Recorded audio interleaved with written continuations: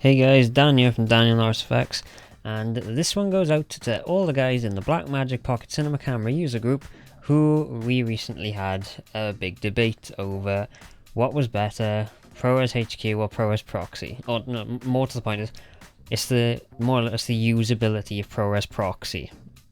Okay, so what we have here is a shot of a pack of chewing gum because it has very fine writing on the back.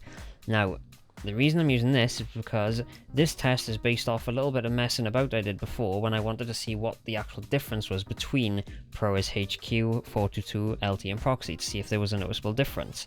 And the only time I noticed difference was when I was filming the fine writing that was on the back of a polo wrapper that was on my desk at the time. And you will probably see that difference in this test as well. So yeah, here we have a ProRes HQ, then, and as you see, it's very clear. Then we have ProRes LT. Sorry I've left 422 out, but to be honest, the main differences that people seem to be comparing is HQ and LT, and then LT and Proxy, and so on and so forth. Okay, so that's ProRes LT, and then we have ProRes Proxy.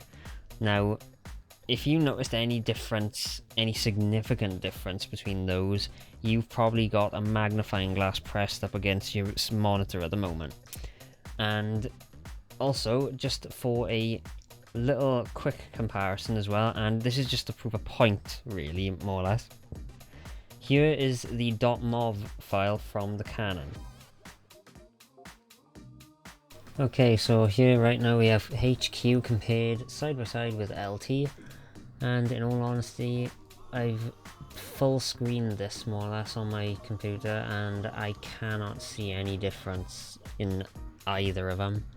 And if we go to 100 times crop, there's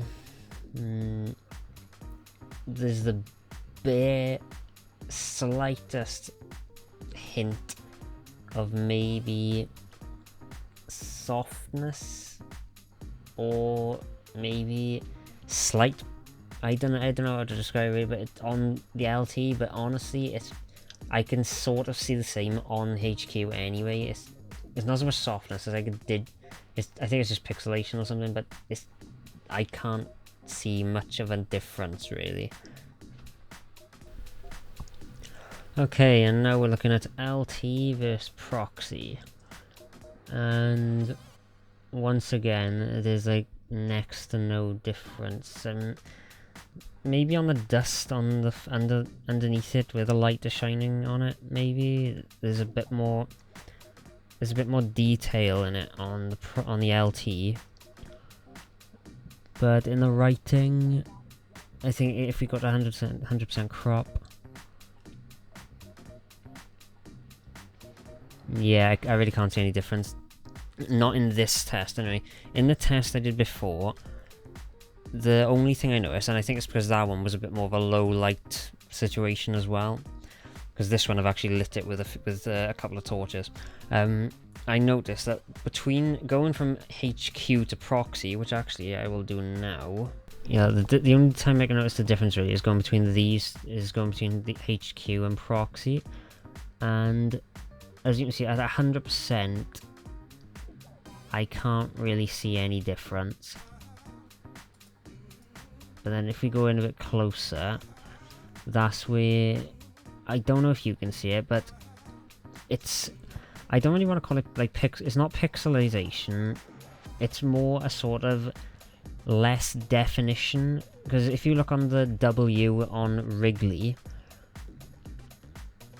on the Proxy, I don't know if you can pick it up on YouTube, whether it's compressed or too bad or not, but on here I can see the W, it looks a bit more sort of soft in the Proxy file, but not in a bad way. I mean, it looks more, the writing looks a bit more flowing, sort of, if you get me, whereas in the HQ it's a bit more defined and a bit more harsh in the sharpness, I think. But yeah, as you can see by here, this is what the big argument is all about. They are both pretty much the same. I mean, yeah, one is going to be the higher quality. It'll get you much more, it's much more forgiving with harsher grades and things like that. But in all honesty, you are still getting a brilliant image no matter what. And just to prove the point, here's Proxy versus .mov.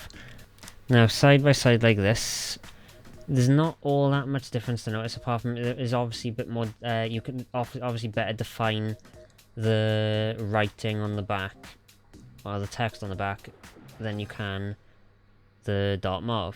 And if we just crop in 100 times, and now you can see, this is kind of the point I'm trying to make. Everyone keeps on getting into such a foul mood about, you know, oh, why would you ever use Proxy? Proxy is atrocious. I've actually heard people say this. You know, people have actually said, oh, Proxy is absolutely atrocious. It's crap. It's useless. It's unusable. This is what we were using a few years ago for, I don't know, for proper film work. This was .mov. And I know what most people are going to say, oh, it's a 600D. It's crap anyway. I've seen these used alongside a Canon 5D Mark III. For video, there isn't a whole lot much difference. I mean, yeah, fair enough, the 5D Mark III is going to have a slightly better image, but it's the same codec at the end of the day, giving you the same amount of leeway where grading and colour is concerned. This is pretty much the argument everyone is having. They're saying Proxy is unusable when the codecs and everything else we was using before, apparently that was like a standard at one point. So guys, seriously, work it out, you know. We've been given 4 different flavors of Proxy on this camera, and it's basically just our decision. What are we going to use? I mean, obviously, for weddings, feature films, things like that, you're not going to use Proxy. You know, if you've got enough cards and enough space, and you want like the absolute best image possible, you've got RAW and HQ. But then let's say it's like a smaller project, maybe something like a lower end music video or something. It's nice that we actually have something like 422 and LT. But then let's say, what if you don't need that? What if it's something just like a corporate recording video that someone's paying you to do? You've got Proxy, which gives you the better images than .mov and like Canon cameras and things like that. And the actual file sizes are barely bigger. Each of them are 20 seconds long, exactly 20 seconds long. The Proxy was 93.4 megabytes and the .mov was 93.7, so the .mov was bigger for some reason. So seriously guys, why are you complaining? Obviously HQ is the best. It's on the box. It is their top. It is the top it is the top flavor of ProRes. That's what it's there for. But why would they make Proxy if it was useless? Proxy is more than usable. It's just our choice if we want to use it. So I'm going to leave it there now. I'm Dan from Daniel Norris Effects, and I will see you in the next video.